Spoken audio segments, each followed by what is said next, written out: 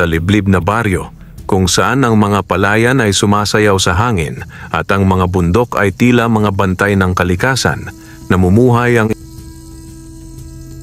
sa liblib na baryo kung saan ang mga palayan ay sumasayaw sa hangin at ang mga bundok ay tila mga bantay ng kalikasan, namumuhay ang isang binatang nagngangalang Luis. 17 taong gulang siya, payat, kayumanggi ang balat, at may mga matang tila nagtataglay ng lungkot at pag-asa sa kabila ng kanyang kabataan. Isang ulila na, pumanaw ang kanyang mga magulang noong siya'y 7 taong gulang pa lamang sa isang sunog na hanggang ngayon ay misteryo sa buong baryo. Pinalaki siya ng kanyang lolo, si Lolo Guning, isang matandang magsasakang kilala sa kanyang kabutihan, kaalaman sa kalikasan, at mga kwentong pambata tungkol sa agimat at mga nilalang ng kagubatan. Ngunit 2 taon na rin mula nang pumanaw si Lolo Guning. At sa pagkamatay nito, naiwan si Luis sa isang mundo ng kahirapan, pang-aapi, at kawalang katarungan. Si Luis ay araw-araw na nagbubungkal ng lupa sa isang maliit na bahagi ng palayang dati pag-aari ni Lolo Guning, ngunit ngayoy isinasanla sa ilalim ng kapangyarihan ng hasyenda ni Don Severino, ang pinakamayaman at pinakamaimpluwensyang tao sa buong bayan. Si Don Severino ay kilala sa pagiging sakim, mayabang, at malupit sa mahihirap na magsasaka. Lahat ng lupain sa paligid ay pinilit niyang bilhin, at kung hindi pumayag ang may-ari, ay sinusunog o tinatakot sa pamamagitan ng kanyang mga tauhan. Ang pinakakatakutan sa kanyang mga tauhan ay si Brando, isang dating kriminal at mamamatay tao na ngayon ay kanang kamay ng hasyendero. Ngunit higit pa roon, si Don Severino ay may lihim isang mangkukulam na albularyo, si Kaabdon, ang kanyang lihim na tagapayo at tagasunod. Si Kaabdon ay kilala sa mahiwagang kakayahan, ngunit ang kanyang kapangyarihan ay galing sa madilim na engkanto at sa paggamit ng mga masasamang ritual. Siya ang responsable sa mga biglaang pagkamatay ng mga hindi sumusunod sa kagustuhan ni Don Severino. Kahit sa lahat ng ito, si Luis ay hindi nawalan ng pag-asa. Sa kabila ng kahirapan, patuloy siyang nagtatrabaho, nagtatanim, at nagpapakain sa kanyang sarili mula sa kaunting ani ng kanyang lupa. Ngunit ang pangarap niya ay higit pa sa pamumuhay. Nais niyang itama ang mali, ipaglaban ang mga tulad niyang inaapi, at alamin ang totoo sa likod ng pagkamatay ng kanyang mga magulang. Isang gabi ng malakas na ulan, habang ang kulog ay tila dagundong ng galit ng langit, bumalik si Luis sa kanilang kubo matapos ang isang araw ng pagtatanim. Pagpasok niya, isang kakaibang liwanag ang kanyang nasilayan sa gilid ng lumang baul ng kanyang lolo. Hindi iyon ordinaryong liwanag, parang nagmumula sa apoy na hindi masunog. Lumapit siya at nang buksan ang baul, tumambad sa kanya ang isang bagay na hindi niya inaasahan. Isang lumang kaluban ng balisong na yari sa gintong tanso at may ukit na mga sinaunang simbolo. May nakalagay rin na maliit na papel, halos kupas na sa katandaan. Binasa niya ito sa ilaw ng gasera. "Luis, apo ko, kung binabasa mo na ito, ibig sabihin ay handa ka na. Ito ang iniwan sa akin ng ating ninuno, isang agimat ng tagapagtanggol. Huwag mong abusuhin. Gamitin mo lamang kung may katarungang dapat ipaglaban. Tandaan mo, ang tunay na lakas ay hindi sa lakas ng katawan kundi sa dalisay na layunin ng puso." Lolo Guning. Nanindig ang balahibo ni Luis. Kinilabutan siya hindi dahil sa takot kundi sa tila udyok ng kapalaran. Pinagmasdan niya ang agimat, hindi ito pangkaraniwan. Sa paghawak niya rito, tila may dumaloy na enerhiya sa kanyang katawan. May naramdaman siyang init na hindi mapaliwanag, at sa isang iglap, parang bumulong ang hangin sa kanyang tainga. "May bantang paparating, anak ng lupa. Ihanda mo ang iyong puso." Simula ng gabing iyon, nagbago ang lahat. Kinabukasan, dumating sa kanilang baryo ang tauhan ni Don Severino upang ipaalam na kailangang lisanin na ni Luis ang kanyang tinataniman dahil ipapagawa raw ito ng resort. Walang kabayaran, walang abiso, puwersahang pagpapalayas. Ano? Yan na lang po ang natitira sa lupa namin. Mariing sagot ni Luis. Wala kaming pakialam. Pag hindi ka umalis, kami na ang gagawa ng paraan para mawala ka riyan. Pananakot ng tauhang si Brando, sabay hampas ng batuta sa haligi ng kubo ni Luis. Ngunit ngayon si Luis ay hindi na ang dating tahimik na binata. Sa kanyang bulsa ay naroon ang agimat ni Lolo Guning at sa kanyang dibdib ay nagsisimula ng mag-alab ang pagnanais na lumaban. Kinagabihan matapos siyang pagbantaan ni Brando at ng mga tauhan ni Don Severino, hindi mapakali si Luis. Nag-aalab sa kanyang dibdib ang galit, ngunit kasabay nito ang takot. Alam niyang hindi basta-basta ang kanyang kalaban, hindi lang ito tungkol sa pera o lupa, kundi laban ng mahina, laban sa makapangyarihan. Ngunit habang hawak niya ang agimat na iniwan ni Lolo Guning, may kakaibang lakas siyang nararamdaman. Tila may bumubulong sa kanyang puso na panahon na upang bumangon at ipaglaban ang karapatan. Habang siya'y nagpapahinga sa banig, muling lumiwanag ang agimat na nasa kanyang bulsa. Kumislot ito, tila humihinga, at may bahagyang init na sumanib sa kanyang palad. Pumikit si Luis at biglang nadala sa isang kakaibang lugar, isang panaginip na tila totoo. Nasa gitna siya ng kagubatan, malamig ngunit hindi nakakatakot. Sa harap niya ay may matandang lalaki, may puting buhok at balbas, may hawak na tungkod at may mga matang tila kay lalim ng dagat. Ako si Datu Guning, ang unang tagapagdala ng agimat, wika ng matanda. Ang agimat ay hindi laruan, isa itong kasangkapan ng liwanag laban sa dilim. Pinili ka hindi dahil sa lakas mo sa katawan, kundi sa katapatan ng puso mo sa katarungan. Hindi nakasagot si Luis. Nanginginig siya ngunit hindi sa takot, kundi sa pagkilala sa harap ng kasaysayan. Ilang ulit na itong ginamit upang ipagtanggol ang mga naaapi. Ngunit tuwing ginagamit ito, may kabayaran. Kaya isipin mong mabuti bago mo ituloy ang landas na ito. Nagising si Luis na pawisan, ngunit determinado. Inihanda niya ang sarili kinabukasan. Isinuot niya ang lumang sinturon kung saan nakaipit ang kaluban ng agimat. Itinali niya ang kanyang maluwag na kamisa at lumakad patungo sa lupaing gusto nang kuhanin sa kanya. Hindi naglaon, dumating na si Brando at ang kanyang dalawang tauhan na may dalang maso at sulo. Sinabi ko na sa iyo, Luis, isa kang matigas ang ulo, palalayasin ka namin ngayon. Ngunit bago pa sila makalapit, kumislap ang liwanag mula sa kaluban. Mabilis ang galaw ni Luis, tila sinanay sa pakikidigma, kahit ni minsan ay hindi pa siya lumaban. Umigkas ang kanyang braso at sa hindi maipaliwanag na kilos, napaatras si Brando at ang kanyang mga kasama. Anong nangyari? Gulat na tanong ni Brando. Ano yang hawak mo? Hindi ko alam kung paano, pero hindi ko hahayaang agawin niyo ang lupa namin. Mariing sagot ni Luis. Sumugod si Brando na may dalang kahoy, ngunit sa isang iglap, tila may aninong tumama sa kanya at siya'y napahandusay. Ang kanyang mga tauhan ay tila nabingi at hindi makagalaw. Isang maitim na ibon ang biglang dumapo sa poste ng kubo ni Luis at sumigaw ng malakas. "Kaabdon!" Bulong ni Brando sa sarili habang siya'y pilit tumatayo. "Kailangan naming si Kaabdon ang humarap sa batang to." Sa kalayuan, mula sa mataas na tore ng Hacienda Galvez, nakamasid si Don Severino sa pamamagitan ng isang lumang salaming may ukit. Sa tabi niya, nakatayo si Kaabdon, ang mambabarang, nakasuot ng itim na balabal at may mga pulseras ng buto at buhok. "Napansin ko na," bulong ni Kaabdon habang pinagmamasdan si Luis. Ang agimat muling gumising. "Anong ibig mong sabihin, Abdon?" tanong ng hasyendero.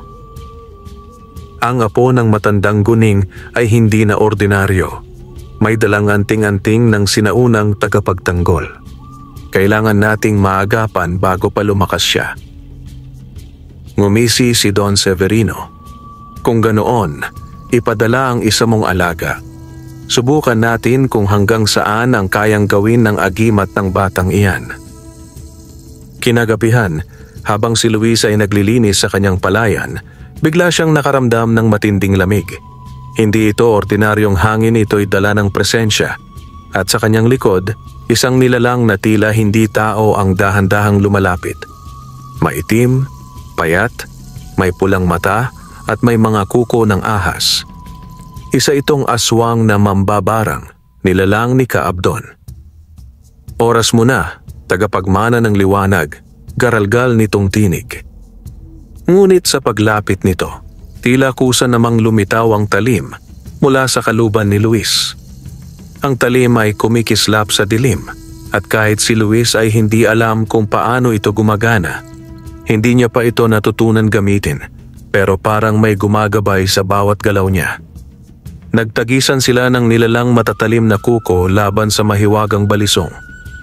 Muntik nang matamaan si Luis sa balikat, ngunit sa isang iglap ay bumalot sa kanya ang liwanag na tila kalasag.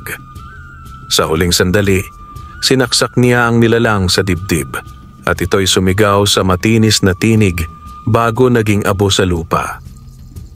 Humihingal si Luis, ngunit sa kanyang muka, bakas ang hindi takot kundi pagkakumbinsi na ang laban na ito ay hindi na lamang tungkol sa kanya kundi sa buong bayan ng San Isidro. Sa baryo ng San Isidro, isang kakaibang takot ang bumalot nang magsimulang may mga tao na nawawala sa gitna ng gabi. Isang matandang babae, isang batang lalaki, at 3 magsasaka ang sunod-sunod na hindi na muling nakita. Ayon sa mga tsismis, bago sila nawala, may mga kakaibang nilalang na animoy multo ang namataan sa paligid, mga itim na anino na mabilis gumalaw sa gitna ng gabi at tila may mga pulang mata. Ang mga taga-baryo, lalo na ang matatanda, ay nagsimulang magdasal ng mas madalas.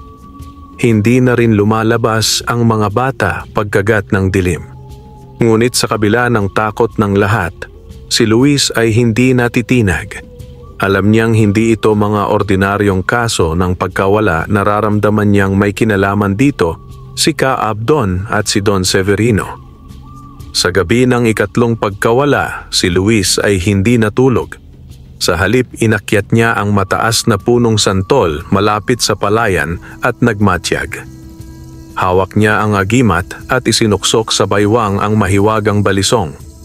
Ang kanyang tainga ay tila naging sensitibo sa bawat kaluskos. At ang kanyang paningin ay tila lumalalim, mga kapangyarihang dahan-dahang ibinubunyag ng agimat. 2:00 ng madaling araw, nakarinig siya ng mahihinang yabag sa damuhan. Mula sa dilim ay lumitaw ang 2 aninong itim, mabilis, parang mga hayop, ngunit tuwid ang tindig na parang tao. Nakita niyang dinala nila si Mang Ador, isa sa mga matatandang magtutuba, na tila wala sa sarili at parang nahipnotismo. Dinala nila ito patungong gubat sa likod ng Hacienda Galvez. Hindi na nagdalawang isip si Luis.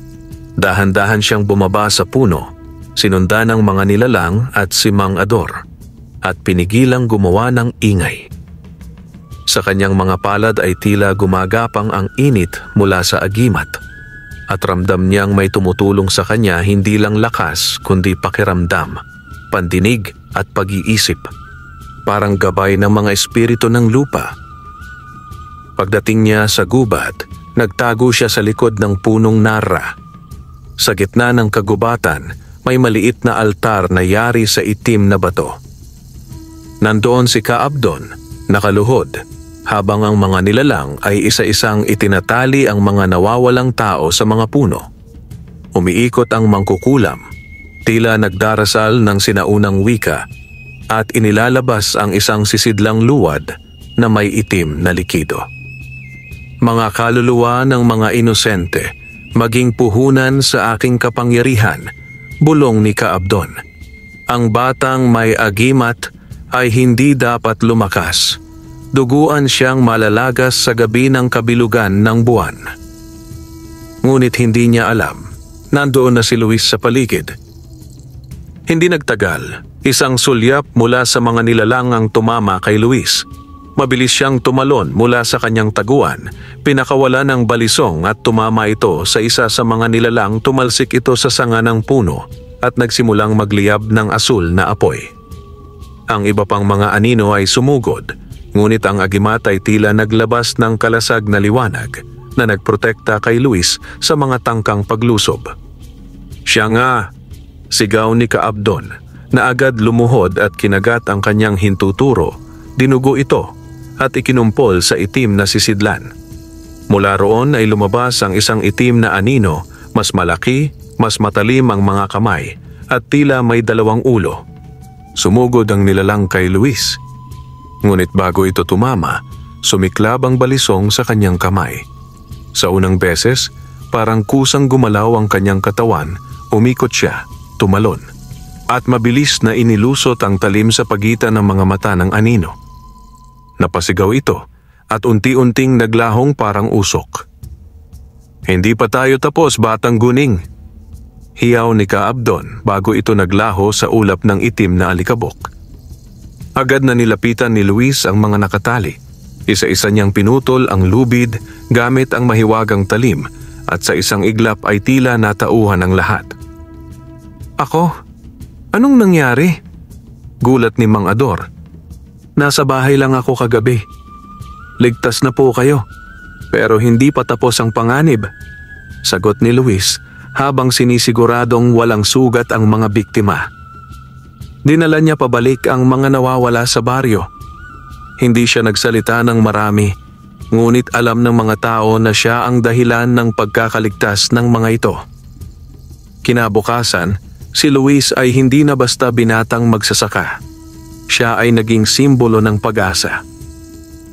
Ngunit sa kabilang panig ng hacienda, habang si Don Severino ay umiinom ng alak sa kanyang balkonahing marmol, lumapit si Kaabdon na may daladalang isang piraso ng tela mula sa suot ni Luis. "Mas malakas siya kaysa inaasahan natin," wika ni Don Severino. "Hindi siya mananalo sa akin sa araw ng dilim, ngunit kailangan ko ng tulong. Panahon na para ibalik sila kanitim ang pinuno ng mga anino," sagot ni Kaabdon. Lumipas ang ilang araw mula nang mailigtas ni Luis ang mga nawawalang taga-baryo. Ngunit sa kabila ng katahimikan, hindi siya mapanatag. Sa tuwing lalapit ang gabi, pakiramdam niya ay may mata na nakamasid mula sa dilim. Ang mga ibon sa kagubatan ay hindi na gaya ng dati tahimik at takot, kahit ang mga hayop sa palayan ay tila nag-aalangan sa paggalaw. Habang si Luis ay nagpapahinga sa ilalim ng punong mangga sa gilid ng kanyang lupang sinasaka, muli niyang isinasaisip ang mga sinabi ni Kaabdon. Panahon na para ibalik sila kani Itim. Sino sila kani Itim? Bulong niya sa sarili. Kasabay nito, muli na namang umiinit ang agimat na nakasukpit sa kanyang baywang. Sa kanyang ulirat, tila may boses na bumubulong sa kanya, tinig ng matandang hindi niya nakikilala, ngunit tila matanda ng bahagi ng kanyang dugo. Ang lakan ng kadiliman ay hindi basta nilalang. Siya ay hari ng mga aninong pinatapon ng liwanag noon. At kung siya'y muling mabubuhay, madidiliman ang buong San Isidro at lahat ng nilalang ay yuyuko sa kadiliman. Biglang bumigat ang hangin. Napatayo si Luis at naramdaman niyang may dumaan sa kanyang likuran, malamig, mabilis at walang anino. Sa kalayuan, may makapal na ulap ng usok ang lumalapit mula sa direksyon ng kagubatan malapit sa hacienda. Hindi siya nagaksaya ng panahon. Isinuot niya ang itim na sombrerong iniwan din ng kanyang lolo. Kinuha ang balisong at muling sinundan ang kakaibang enerhiya patungo sa gubat. Habang lumalapit siya, unti-unting nagiging pula ang langit kahit gabi. Parang may sigalot sa pagitan ng araw at dilim. Sa gitna ng gubat, sa dating lugar ng ritual ni Kaabdon, nandoon na naman ang altar. Ngunit ngayon, may nakatayong estatwang itim mataas, matikas. May suot na koronang may sungay at may hawak na baston ng itim na kahoy. Sa paligid nito ay pabilog na bato at sa bawat bato ay nakaluhod ang 6 na itim na nilalang mga alagad ng anino. Sa tuktok ng altar ay naroon si Kaabdon, hubad sa dibdib, puno ng tattoo ng sinaunang baybayin at sa kanyang likuran ay umiikot ang maitim na alon ng mahika negra. Sa ngalan ng mga nilimot na espiritu, sa kapangyarihang binayaran ng dugo at takot, bumangon ka na, lakan itim. Sigaw ni Kaabdon habang itinataas ang baston.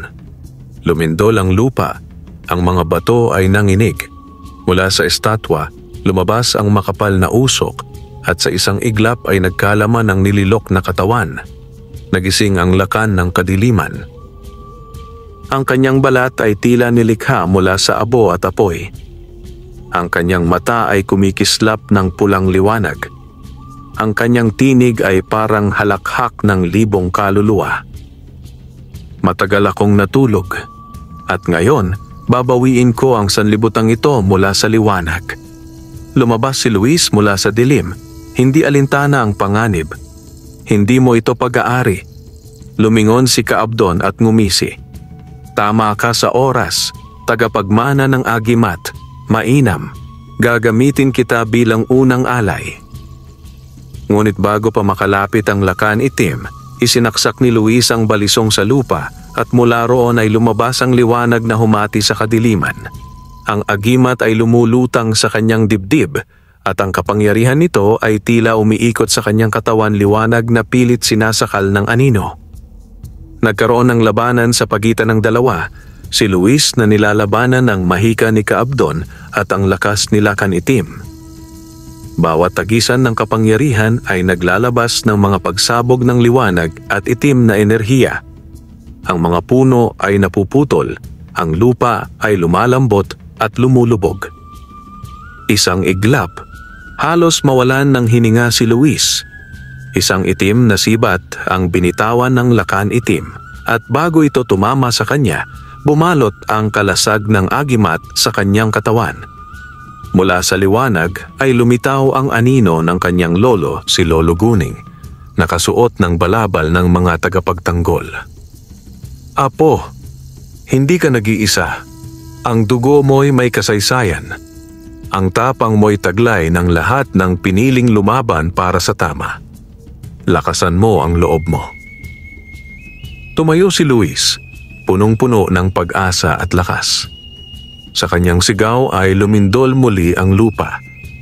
Isinaksak niya ang balisong sa gitna ng altar at mula roon ay bumulwak ang sinag ng liwanag na bumalot sa buong gubat. Hindi kayo magtatagumpay, sigaw niya. Napaatras ang lakan itim at si Kaabdon. Sa sobrang lakas ng liwanag, napunit ang paligid ng anino at naglaho ang 6 na nilalang na nakaluhod. Ngunit bago tuluyang mag-api, sumigaw si Kaabdon. Hindi pa tapos ito, hindi pa siya ganap. Kasabay nito, isang putok ng itim na usok ang sumabog at nawala ang dalawa. Pagka-uwi ni Luis sa kanyang kubo, pagod at sugatan, ay isang bagong pagkatanto ang gumugulo sa isip niya. Kung hindi pa ganap si Lakan Itim, kailan siya magiging ganap at paano ko siya tuluyang matatalo? Nais niyang magpahinga, ngunit alam niyang nagsisimula pa lamang ang digmaan. Kinabukasan matapos ang labanan sa kagubatan, tahimik na umaga ang bumungad kay Luis. Ngunit hindi ito ang katahimikang inaasam ng mga tao. Ito'y katahimikan ng isang lugar na may kinatatakutan, ng isang bayan na tila humihinto sa bawat aninong gumagalaw. Habang si Luis ay nagpapahinga sa ilalim ng puno ng duhat sa gilid ng kanyang palayan, biglang lumitaw sa kanyang tabi ang isang matandang babae na nakasuot ng pulang saya at may balot na puting belo sa ulo. Hindi niya ito narinig lumapit at hindi rin niya naramdaman ang yabag nito sa damuhan. Luis, wika ng matanda. Panahon nang malaman mo ang kabuuan ng kasaysayan ng agimat na hawak mo. Sino po kayo? Tanong niya, bahagyang napaatras ngunit nakahawak pa rin sa agimat. Ako si Aling Dionesia, tagabantay ng kaalaman at tagapangalaga ng lihim ng mga agimat ng Katagalugan, tugon ng matanda. Ang agimat mo ay isa lamang sa 7 makapangyarihang agimat na nilikha noong unang panahon upang balansehin ang liwanag at dilim sa mundo. Napakunot no si Luis. 7 agimat? Tumango si Aling Dionesia. Oo, 7 tagapagtanggol ang pinili noong unang panahon, mga taong busilak ang kalooban at may lakas ng loob upang harapin ang tukso ng kapangyarihan. Bawat isa sa kanila ay pinagkalooban ng agimat na may iba't ibang kakayahan. Lakas, bilis, proteksyon, pakikipag-usap sa kalikasan, paningin sa hinaharap, kagalingan, at ang pinakahuli, ang agimat ng liwanag, ang siyang hawak mo. Pumigat ang dibdib ni Luis. Kung ganun, hindi ko kakayanin ito mag-isa. Hindi nga, ani Aling Dionesia. At lalong hindi mo matatalo sila ni Tim kung hindi mo mahahanap ang iba pang tagapagmana ng 6 na agimat. Dahil ang kanyang pagbabalik ay nakatali sa propesiya. Kapag ang dilim ay bumangon, 7 ilaw ang kailangang sumindi upang ito'y muling mapatalsik sa mundo. Sa pagkakataong iyon, inilabas ng matanda ang isang lumang kasulatan na tila balat ng hayop. Inilatag ito sa lupa. Dito nakaguhit ang mapa ng buong kalupaan ng Katagalugan, may 7 bilog na may mga simbolo sa bawat isa. Ang mga agimat ay kumalat sa iba't ibang bahagi ng bayan matapos ang digmaan ng mga unang tagapangalaga.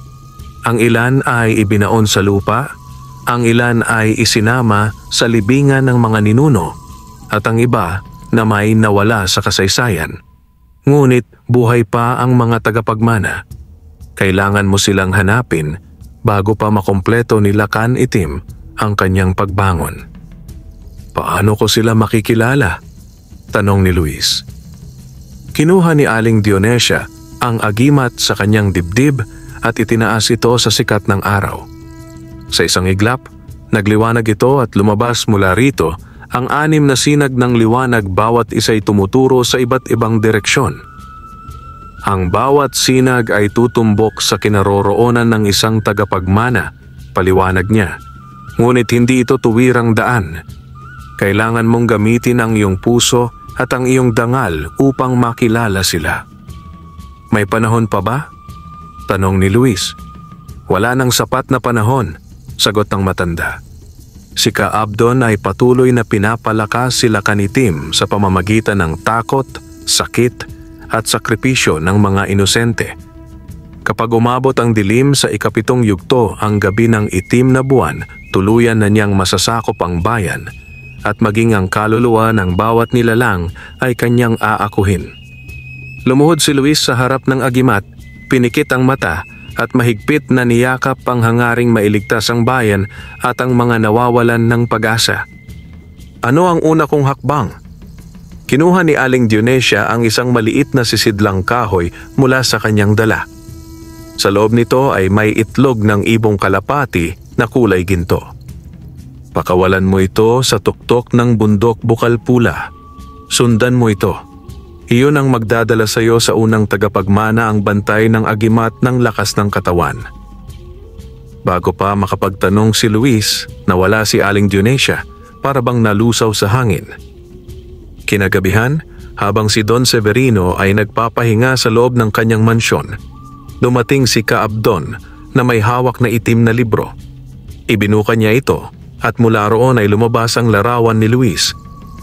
Ang batang iyan, ani Don Severino, ay patuloy na nagpapahiya sa akin. Hindi siya basta bata, Don Severino, sagot ni Kaabdon. Siya ay tagapagdala ng agimat ng liwanag, ngunit alam ko na ngayon ang susi sa kanyang kahinaan, ang kanyang puso. Kung ganoon, ani Don Severino, habang tinatapik ang kanyang baso ng alak, wasakin natin ang lahat ng mahal sa kanya, simulan sa kanyang baryo. Tumawa si Caabdon, sabay senyas sa mga itim na nilalang sa kanyang paligid. Samantala, si Luis ay nasa tuktok ng bundok Bukalpula, suot ang sombrero ni Lolo Guning, nakasukbit ang balisong sa baywang at hawak ang gintong itlog ng kalapati. Pinakawalan niya ito at sa isang iglap ay sumiklab ito ng liwanag at lumipad sa hilagang kanluran. "Handa na ako," wika niya. "Para sa bayan, para sa liwanag." Habang lumilipad ang gintong kalapati, binagtas ni Luis ang masukal na kagubatan ng kanlurang Bukalpula, kasabay ng paglalakbay ng kanyang puso tungo sa isang misyon na ni minsan ay hindi niya inakalang tatahakin. Ang mga paa niya ay sugatan na, ang damit niya ay sira-sira, ngunit ang diwa niya ay matibay. Alam niyang hindi ito laban para lamang sa sarili, kundi para sa buong bayan ng San Isidro at para sa pag-asa ng mga naaapi. Ang gintong ibon ay tila gabay ng langit. Sa tuwing ito ay titigil sa sanga, nagliliwanag ito at saka muling lilipad. Hanggang sa ito'y tumigil sa harap ng isang payak na bahay kubo sa gitna ng kagubatan, malapit sa dalisdis ng bangin. Tahimik ang paligid, ngunit tila may humuhuni sa hangin. Papalapit pa lang si Luis ay bigla siyang sinalubong ng isang lalaki matangkad, matikas ang katawan at may dalang malaking palakol. May balbas ito at makapal na buhok, may pilat sa kaliwang mata at tila sanay sa hirap at laban. "Anong kailangan mo rito?" tanong ng lalaki. Malamig ang tono, ngunit hindi bastos. "Ikaw ba si Gael?" tanong ni Luis. "Hinahanap ko ang tagapagmana ng agimat ng lakas ng katawan." Napakunot no si Gael. "Sino ka para hanapin yon?" "Ipinadala ako ng tagabantay. Ako si Luis, tagapagdala ng agimat ng liwanag. At isang propesiya ang kailangan nating tuparin upang matalo ang lakan ng kadiliman." Sa pagkarinig sa pangalang iyon, napatigil si Gael. Bumuntong hininga siya ng malalim, saka tiningnan ang gintong kalapati na dumapo sa kanyang balikat. "Matagal ko nang nararamdaman ang panawagan ng agimat. Iniwasan ko. Akala ko kaya kong itago ang sarili ko sa dilim. Pero kung ito ang tawag ng kapalaran, wala na akong karapatang tumanggi." Pumasok sila sa loob ng kanyang kubo at mula sa ilalim ng isang matandang baul, inilabas ni Gael ang isang pulseras na bakal na may ukit ng sinaunang alon at kalamnan. Nang maisuot niya ito, biglang lumiwanag ang pulseras at ang kanyang katawan ay tila nabalutan ng makapal na lakas. Mas bumilog ang kanyang mga braso at nagningning ang kanyang balat na parang pinanday ng apoy. Ito ang agimat ng lakas ng katawan. Taglay nito ang lakas ng 100 mandirigma, paliwanag ni Gael. "Ngayon, anong plano natin?" Biglang umalingaw-ngaw ang sigaw ng isang batang babae mula sa gubat. Hindi nagatubili si Luis at Gael, tumakbo sila papunta sa pinanggagalingan ng ingay. Sa ilalim ng mga punong molave, nakita nila ang isang nilalang ng dilim, isang itim na higanting halimaw na may 2 ulo at balot ng usok. Bitbit nito ang isang batang babae sa kanyang palad. "Magtago ka, Liza!" sigaw ni Gael, habang biglang tumalon at sinuntok ang halimaw sa dibdib. Sa lakas ng kanyang suntok, nabitawan ng halimaw ang bata at mabilis namang sinalo ni Luis gamit ang liwanag ng agimat. Nagngangalit ang halimaw. Sumugod ito kay Gael, ngunit sa bawat atake nito, ang katawan ni Gael ay parang bakal. Sinalo niya ang suntok ng halimaw gamit ang isang braso at sa kabilang kamay ay tinaga niya ito sa hita gamit ang palakol. "Luis, sa mata! Iyon ang kahinaan!" sigaw ni Gael. Tumalon si Luis, pinakawalan ng balisong na ngayon ay may anyong parang liwanag na kidlat. Tumama ito sa kanang mata ng unang ulo at sumabog ito sa liwanag. Ang halimaw ay napahandusay, ngunit hindi pa tapos. Ang natitirang ulo nito ay bumuka ang bibig at lumabas ang dila na may matutulis na tinik. Napatras si Luis, ngunit bago siya tamaan, sumigaw si Gael at hinampas ang ulo ng halimaw gamit ang dalawahang kamao, parang martilyo.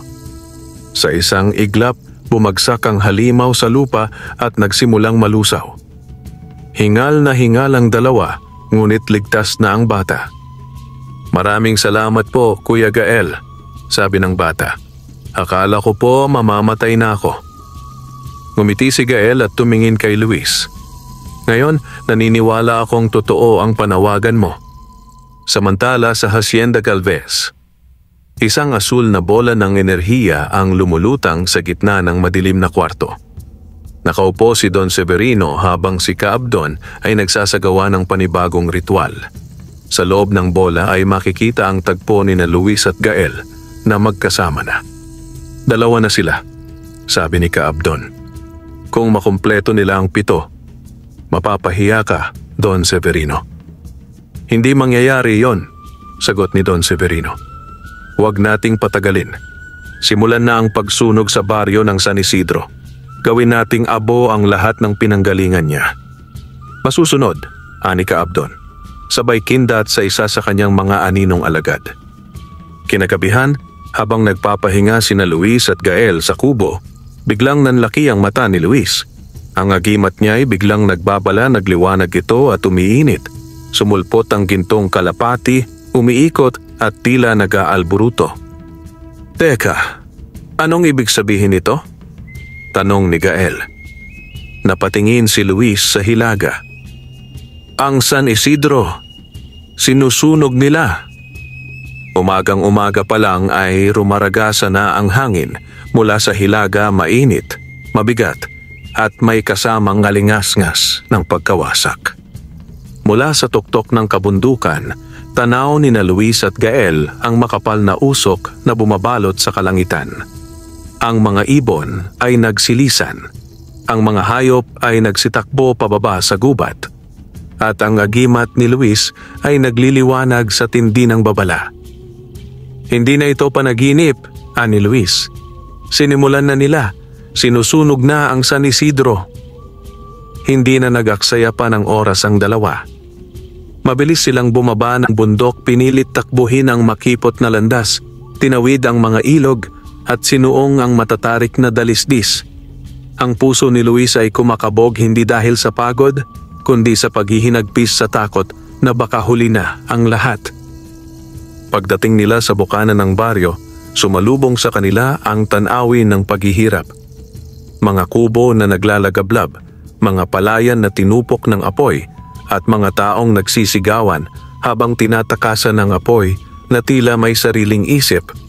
Ang apoy ay hindi basta-basta, ito'y itim, mainit ngunit walang usok at parang sinusundan ang bawat may buhay. "Isa itong apoy ng kulam," sabi ni Gael habang pinoprotektahan ng dalawang matanda gamit ang kanyang katawan. "Hindi ito gawa ng ordinaryong tao." "Kaabdon," bulalas ni Luis habang iginuguhit sa hangin ang agimat. Mula sa kanyang palad ay lumabas ang liwanag na parang ulan, at sa bawat patak nito ay may bahagi ng apoy na namamatay. Tumakbo siya sa gitna ng baryo. Hinahanap ang mga taong hindi pa nakalilikas. Sa ilalim ng gumuguhong bahay, narinig niya ang iyak ng isang sanggol. Walang pag-aalinlangang sumisid si Luis sa loob ng nasusunog na tahanan. Sa gitna ng usok ay nakita niya ang sanggol na nasa tabi ng katawan ng isang babaeng walang malay. "Kaya ko to," bulong niya, at sa kanyang balikat ay kumikislap ang agimat. Habang papalabas siya, nagpakita sa langit ang isang aninong nakabalot sa itim. Si Kaabdon, nakalutang sa ere, may hawak na bastong itim na may ulo ng uwak. Nakasunod sa kanya ang 3 nilalang na animoy nilikha mula sa abo at apoy, ang mga apoyan. "Luis!" sigaw ni Kaabdon. "Hindi mo maililigtas ang lahat. Ang puso mo'y mahahati at kapag nahati na, doon kita sisirain." Nagliyab ang langit. Bumagsak ang 3 apoyan mula sa ulap at sumugod kay Luis. Inilapag niya ang sanggol sa ligtas na sulok ng damuhan, sabay sumalubong sa panganib. Ngunit bago siya tamaan ng apoyan, sumigaw si Gael mula sa likuran at sinuntok ang isa ng buong lakas. Nagtalsikan ang mga abo. Ang dalawa pang nilalang ay humampas ng apoy, ngunit sinalag ito ni Luis gamit ang liwanag ng balisong. Tumalsik ang mga sinag, sumabog ang lupa at nagliyab ang hangin. Isang matinding labanan ang naganap sa gitna ng nawasak na baryo. "Hindi pa tayo sapat," sabi ni Luis habang hinihingal. "Hindi natin sila mapipigilan ng ganito lang." Tumawa si Kaabdon mula sa langit. "Tama ka, dahil habang kayo'y nagtatanggol ng mga mamatay tao, kami nagpapalakas. Ang mga natupok ng apoy na ito ay hindi mamamatay. Gagawin ko silang alipin ng dilim." Mula sa nasunog na mga katawan, unti-unting bumangon ang mga nilalang na tila multo ng mga nasawi mga dating taga San Isidro na ngayon ay kontrolado na ng kadiliman. Hindi napigilan ni Luis ang luha. "Mga kababayan ko, ginawa niyong sandata ang mga inosente." Dumilim ang langit. Pumatak ang ulan, ngunit hindi ito tubig itim na dugo ang bumabagsak sa lupa. Sa gitna ng kaguluhan, isang sinag ng liwanag ang bumagsak mula sa silangan. Isang tinig ang dumagundong. "Itigil ang pagpapahirap sa mga walang kalaban-laban." Mula sa ulap ay bumagsak ang isang dalagitang nakasuot ng balabal ng dahon, may hawak na baston na yari sa gintot kahoy at may matang berde na tila nakakakita ng kaluluwa. Kasama niya ang isang dambuhalang alitap-tap na may pakpak na may sinag. "Siya'y," bulong ni Gael, "ang tagapagmana ng agimat ng kalikasan," bulalas ni Luis. Tumama sa lupa ang dalagita sa bibigkas ng isang sinaunang wika. Mula sa mga ugat ng mga puno ay lumabas ang mga luntiang liwanag, bumalot sa baryo at pinatay ang apoy sa isang iglap. Ang mga nilalang mula sa abo ay napaso ng liwanag ng kalikasan. Lumipad si Kaabdon palayo, sugatan at nanggigigil. "Hindi pa tapos ito. Hihintayin ko kayo sa huling yugto." Bulong niya sabay naglaho sa ulap. Pagkatapos ng laban, muling naging katahimikan ang San Isidro, ngunit ito ay katahimikan ng abo. Halos kalahati ng baryo ang nawala, ngunit naligtas ang mga natitira, salamat kina Luis, Gael at sa bagong kakampi. "Ano ang pangalan mo?" tanong ni Luis sa dalagita. "Amara," tugon niya. "Matagal ko nang hinihintay ang pagkikita natin. Ang kalikasan ay gumagalaw kapag ang balanse ng mundo ay nasa panganib. At ngayon, 3 na tayo." Tumango si Luis. "At 4 pa ang kailangan natin para makumpleto ang 7. Ang hangin ay nanlalamig. Ang mga ibon ay hindi na umaawit sa umaga. Sa gitna ng gubat malapit sa hangganan ng San Isidro at ng bundok na tinatawag ng matatanda bilang Bundok Madilim, naroon sina Luis, Gael at Amara, abalang-abala sa paghahanda. Lahat ay nagbago matapos ang pag-atake ni Kaabdon sa baryo. Ang kanilang mundo ay hindi na dati. Habang nagpapahinga sa lilim ng punong balete, pinagmamasdan ni Luis ang kalangitan, malinaw ngunit walang buwan. Ayon sa kasulatan ni Aling Dionesia, ito ang simula ng itim na buwan.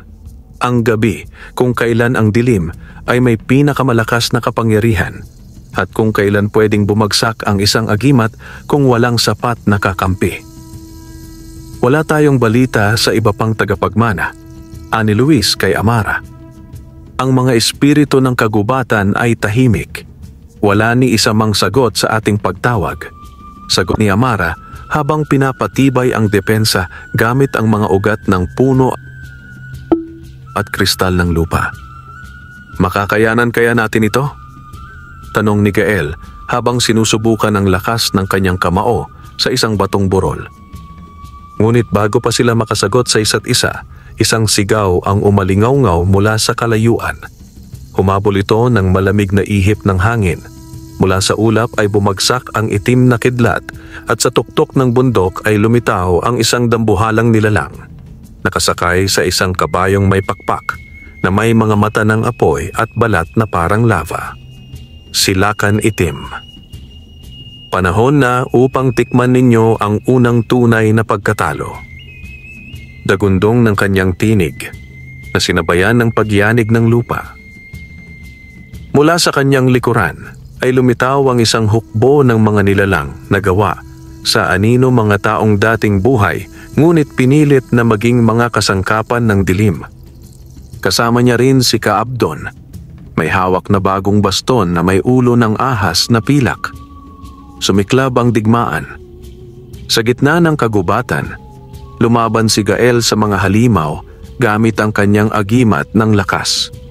Bawat suntok niya ay nagpapayanig ng lupa. Si Amara naman ay ginamit ang lakas ng kalikasan upang pigilan ang pagkalat ng kadiliman. Pinatubo niya ang mga puno sa loob ng ilang segundo, pinabagsak ang mga bato, at pinatigil ang apoy ng mga nilalang sa pamamagitan ng ulan mula sa mga ulap na siya mismo ang tinawag. Ngunit si Luis ay abala sa paghahanap ng paraan para maharangan sila kanitim na hindi pa nakikidigma, kundi tahimik na pinagmamasdan ng lahat mula sa mataas na bato. Sa gitna ng labanan, biglang may isang putok ng liwanag mula sa kanluran. Isang batang lalaki, nakasakay sa isang malaking tandang na may pakpak ng agila, ang dumating. May suot itong pulang kapa at may hawak na tirador na kumikislap ng asul. "Ako si Tomas," sigaw ng bata, "tagapagdala ng agimat ng bilis at giyera." Sa isang iglap, gumalaw si Tomas sa gitna ng labanan parang kidlat na hindi mahuli ng mata.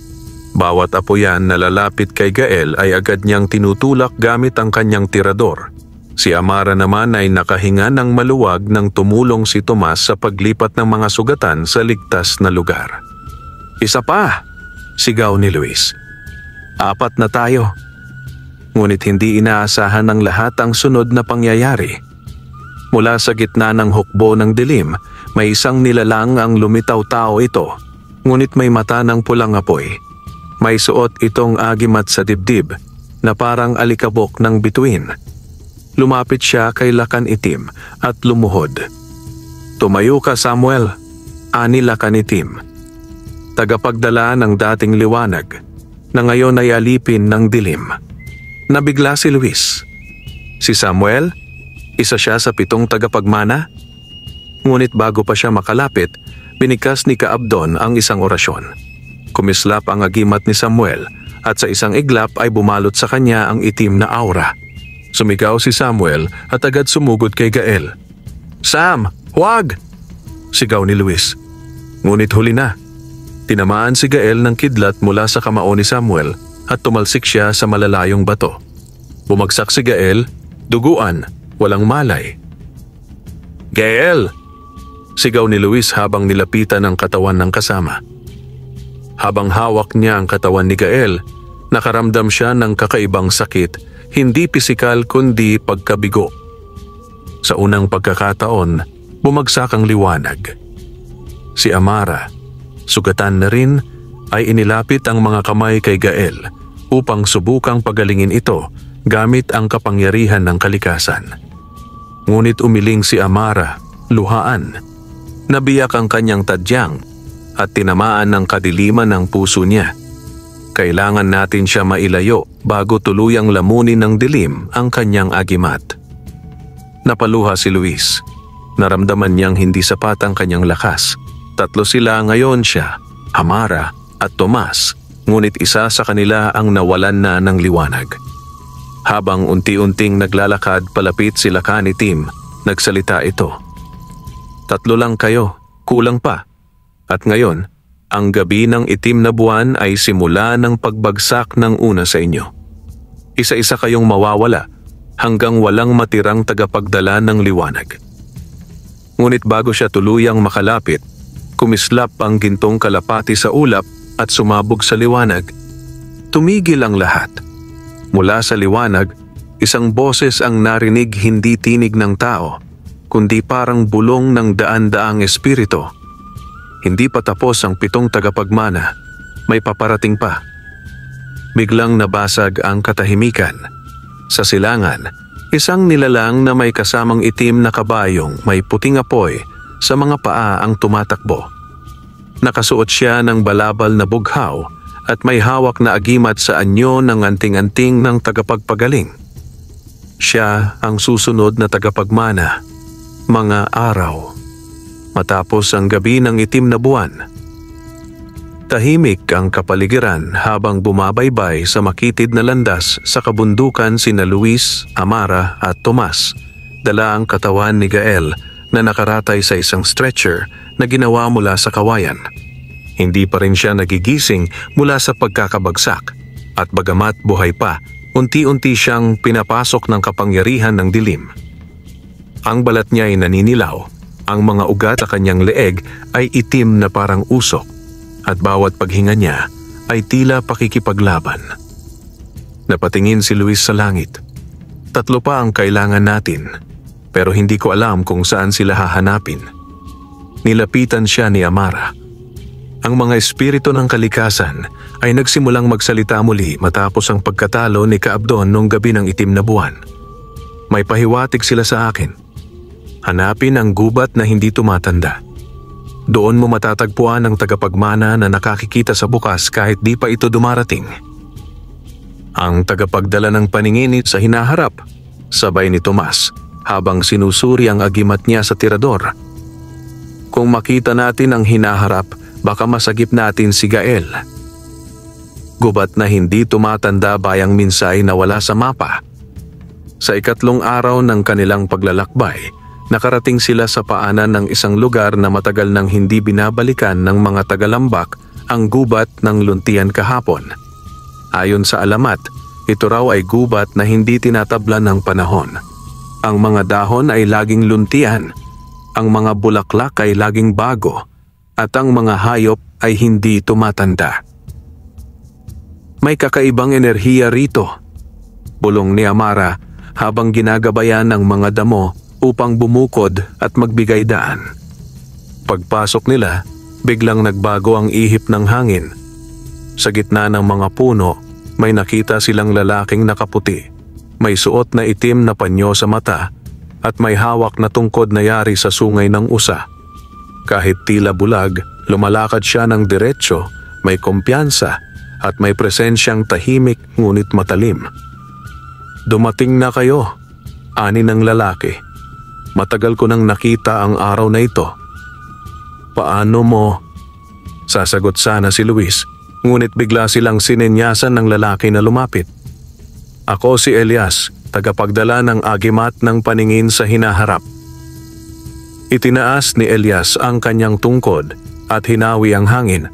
Mula roon ay lumitaw ang anyo ng isang susunod na digmaan, isang kuta ng kadiliman sa silangan. May mga nilalang na may pakpak ng paniki at apoy sa mata, pinamumunuan ni Samuel. "Hindi lang ito tanaw, ito ay nakatakda," ani Elias. "Ngunit maaari nating baguhin kung paano ito magwawakas."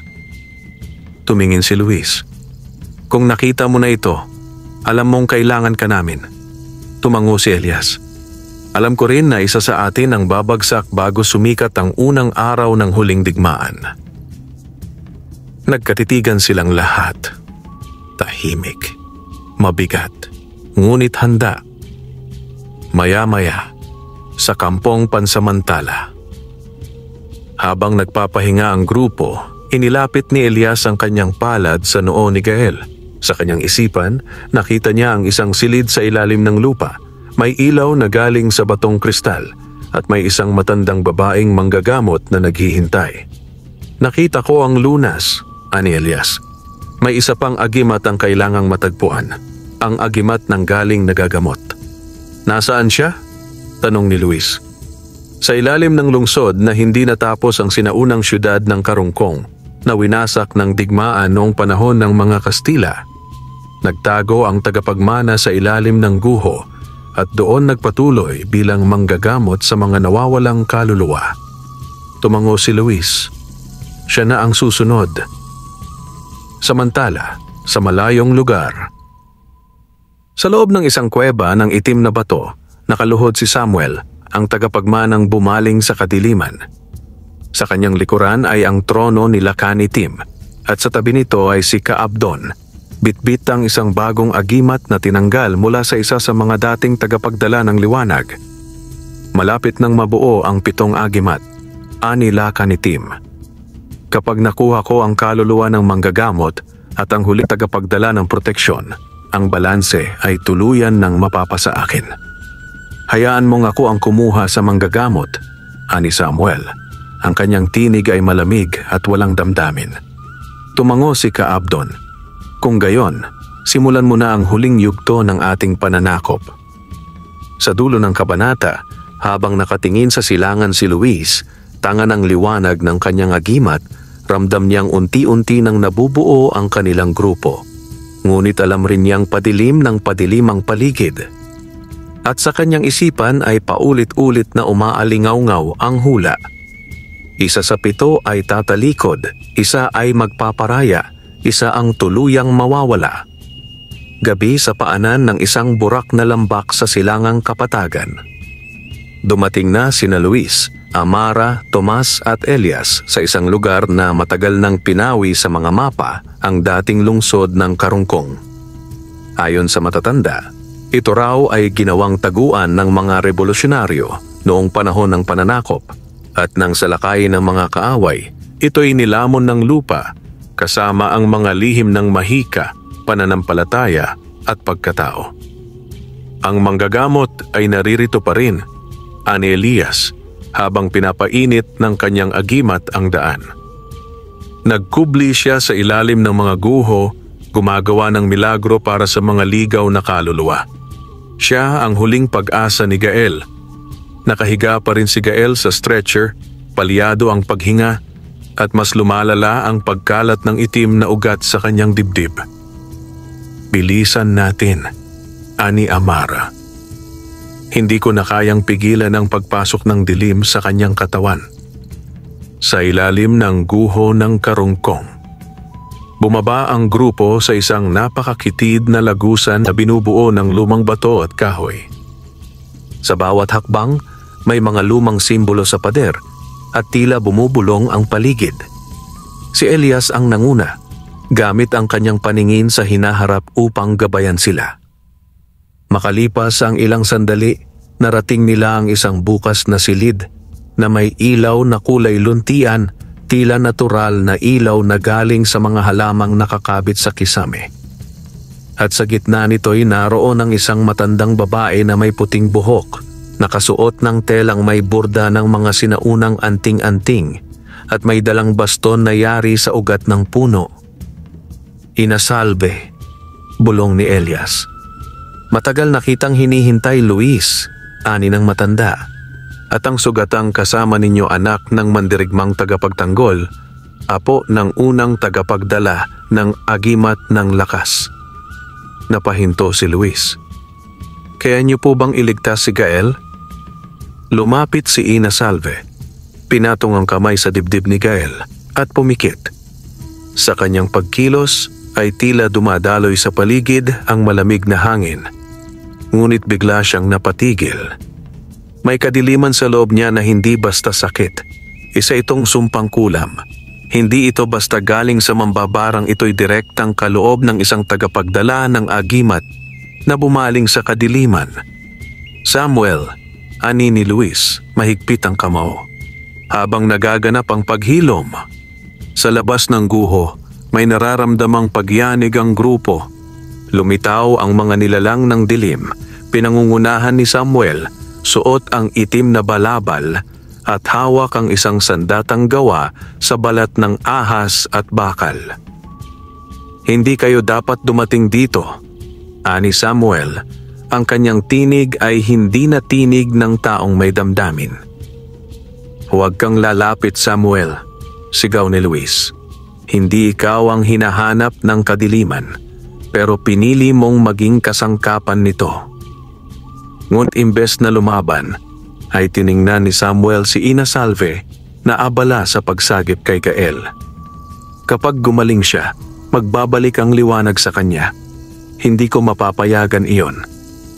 Muling nagkaroon ng labanan. Sumugod si Tomas, ginamit ang kanyang agimat ng bilis upang guluhin si Samuel.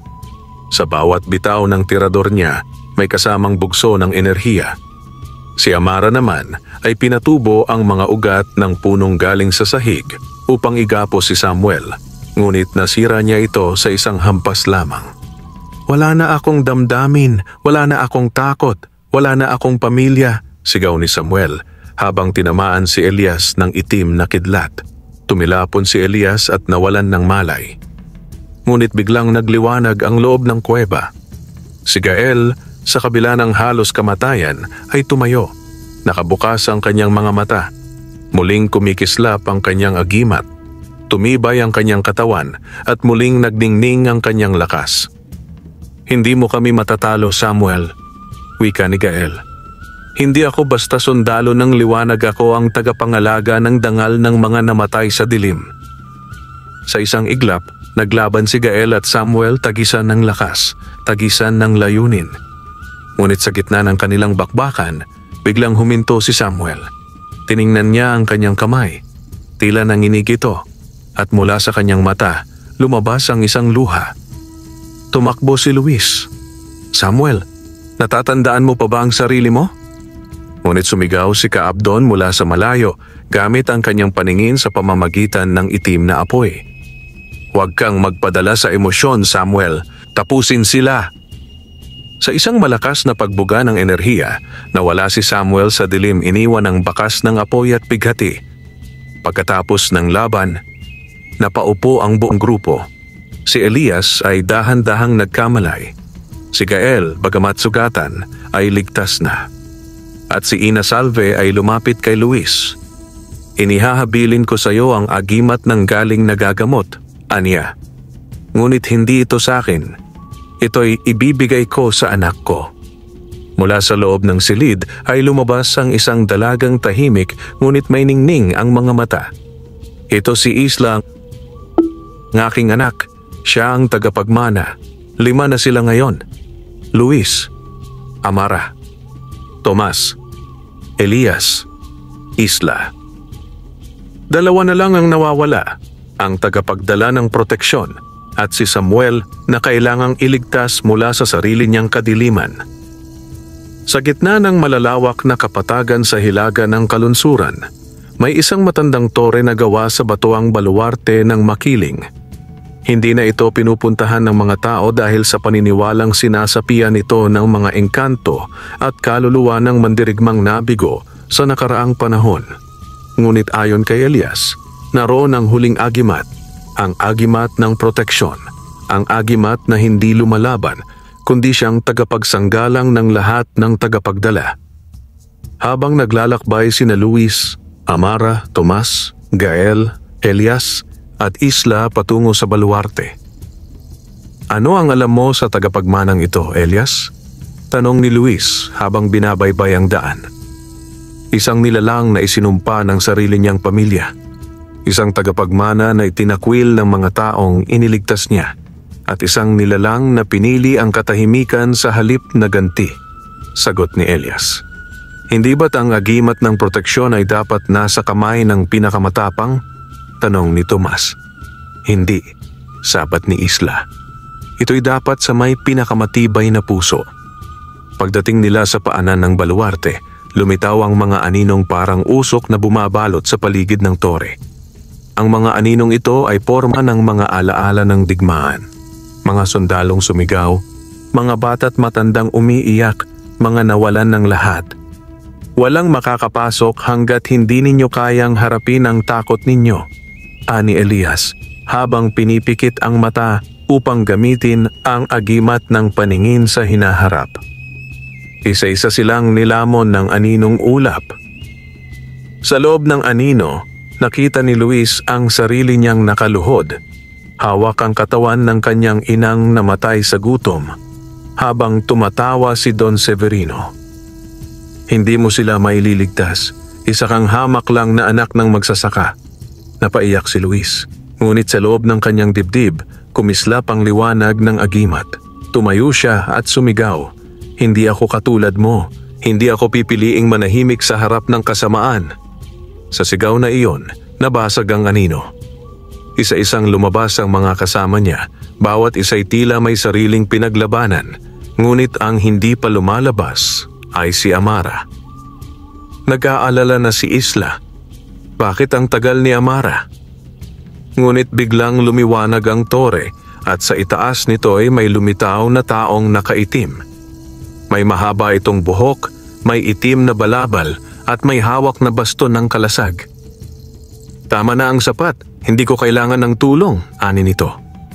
Hindi ka namin lalabanan, sigaw ni Luis. Hindi kami kaaway. Dahan-dahang bumaba ang tao. Nang tuluyang mailawan ang mukha nito, napansin nilang isang babae pala ito, mga 30 anyos, mahinahon ang tinig at nanlalalim ang mata. Ang pangalan ko ay Sagani, anya, tagapangalaga ng agimat ng proteksyon at tagapagtanggol ng tore ng mga inabandona. Kami ang 6 na tagapagmana, ani Luis. Ikaw na lang ang kulang. Tahimik si Sagani, tila may gumugulo sa kanyang kalooban. Bakit ngayon lang kayo dumating? Tanong niya. Dumaan ang mga taon, sumigaw ako sa hangin, ngunit wala ni isang sumagot. Lumapit si Gael. Dahil ngayon pa lang nagbubukas ang propesiya at kung hindi ka kasama, mababasag ang balanse, mamatay ang liwanag. Ipinikit ni Sagani ang kanyang mata. Sa isang iglap, lumitaw sa harap niya ang 6 na agimat, sabay kislap ng kanyang agimat ng proteksyon, isang kalasag na gawa sa liwanag ng araw at ulan. Tumango siya. Ngayon 7 na tayo.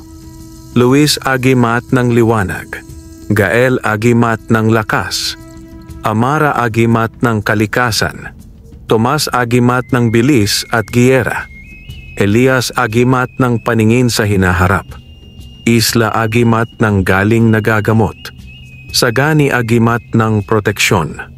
Ngunit bago sila makalabas ng baluarte, may isang lindol na yumanig sa lupa. Mula sa silangan ay lumitaw ang isang dambuhalang nilalang na may katawan ng leon, pakpak ng uwak at ulo ng tao si Aponi, ang tagapangalaga ng kadiliman ni Lakan Itim. 7 agimat, isang kasinungalingan, sigaw ng halimaw. Ang kadiliman ay may sarili ring 7. Muling naganap ang matinding labanan. Si Sagani ang unang sumalo ng atake gamit ang kanyang kalasag. Si Luis ay nagpalabas ng liwanag. Si Elias ay ginabayan sila kung saan pupwesto.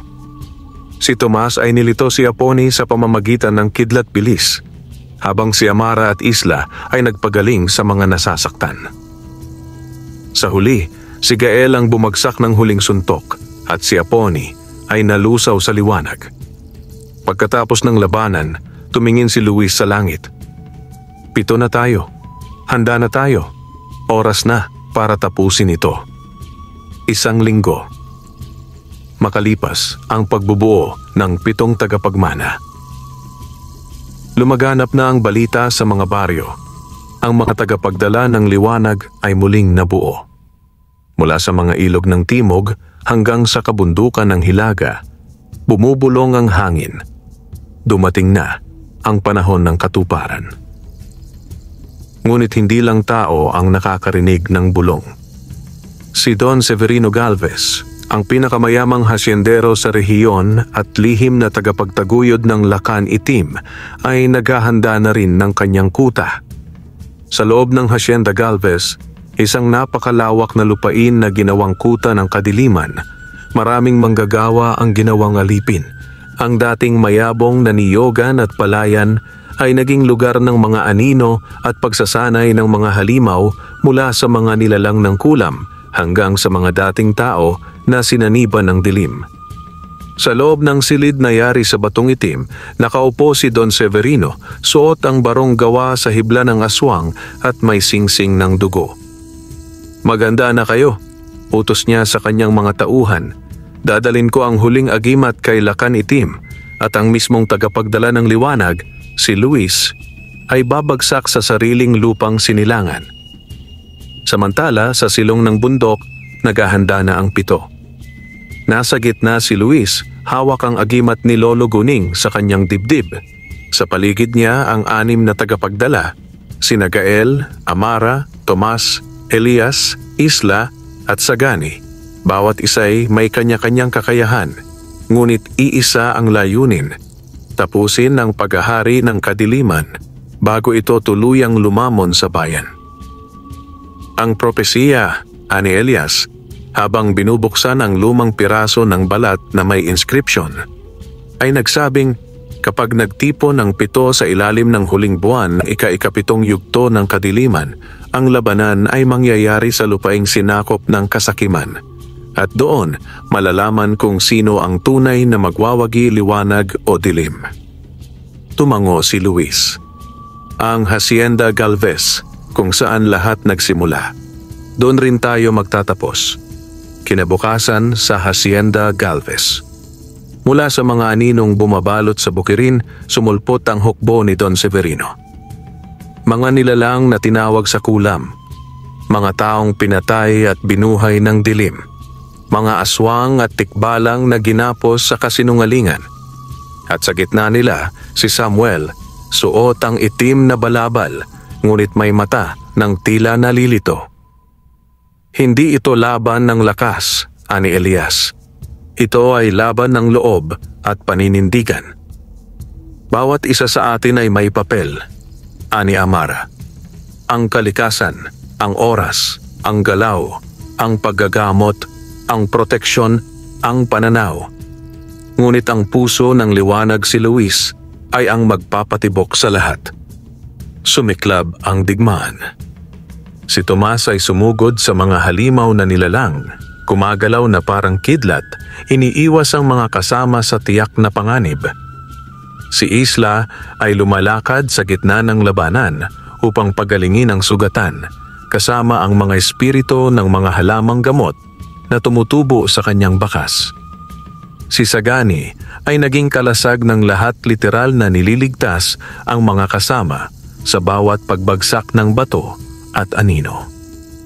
Si Amara ay pinatubo ang mga ugat ng lupa, binuhay ang mga puno ng kagubatan sa tabi ng hacienda upang magsara ng lagusan. Si Gael ay nakipagbuno sa pinakamalalaking halimaw, isang lalaking naging haligi ng bawat pagbagsak. Si Elias, gamit ang kanyang paningin, ay ginagabayan ang buong galaw ng hukbo ng liwanag. At si Luis, suot ang agimat na minana mula kay Lolo Guning, ay sumugod kay Don Severino. Luis, apo ng magsasakang ipinahiya ko, anak ng babaeng ginutom ko, ngayoy magpapanggap kang bayani? Singhal ni Don Severino. Hindi ako nagpapanggap, sagot ni Luis. Ako ang bunga ng lahat ng kasalanan mo, at ako rin ang wawakasan sa iyo. Nagningning ang agimat sa dibdib ni Luis. Mula rito ay lumabas ang liwanag na tila sumasalamin sa alaala ng kanyang lolo, ang unang tagapagdala ng liwanag. Sumigaw si Don Severino, pinakawalan ang lahat ng kapangyarihang nakolekta niya mula sa kulam, sakim na dasal at dugo ng inosente. Ngunit tumindig si Luis, nilakad ang apoy at niyakap ang anino. Hindi upang sirain ito, kundi upang ipaalala rito kung sino ito bago naging dilim. Sa sandaling iyon, biglang sumigaw si Samuel. Tama na. Hinubad niya ang balabal. Lumapit siya sa gitna ng labanan at humarap sa liwanag. Kung ako ay isa sa 7 at ako'y bumaling sa kadiliman, hayaan niyong ako na ang sumalo ng kasalanan. At sa isang sagradong iglap, niyakap ni Luis si Samuel at ang 7 agimat ay sabay-sabay na kumislap. Ang propesiya ay nagkatotoo. Isa sa 7 ang nagbalik loob. Isa ang nagpatawad. Isa ang nag-alay. Pagkatapos ng laban, nagliyab ang Hacienda Galvez hindi sa apoy ng pagkawasak, kundi sa apoy ng paglilinis. Naibalik sa mga tao ang lupa. Nabura sa mapa ang pangalan ni Don Severino. Si Samuel ay naging tagapaglinis ng mga aninong kaluluwa. Ang 7 ay nanatili, hindi upang mamuno, kundi upang maging gabay ng susunod na henerasyon. At si Luis, mula sa anak ng magsasakang hamak, ay naging bantay ng liwanag ng bayan, hindi hari, Hindi Diyos, kundi haligi ng kabutihang hindi kailanman kayang tabunan ng dilim. Wakas.